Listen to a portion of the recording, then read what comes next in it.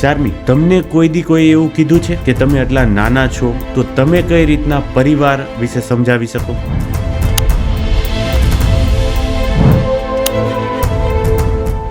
જ્યારે ઇન્ક્વાયરી માટે મને ફોન આવતા હોય ને ત્યારે ઘણા એવું કહેતા હોય કે આ તો નાની ઉંમરમાં છે, અમને શું સમજાવી શકશે. પણ જ્યારે વક્તવ્ય આપતી હોય, સેમિનાર લેતી હોય, ત્યારે બધા છેલ્લે એમ જ કહીને જાય કે ના, બહુ મસ્ત કરી. ક્યારેય જીવનમાં એવો પ્રસંગ બન્યો કે તમે બહુ નર્વસ થઈ ગયા હોય?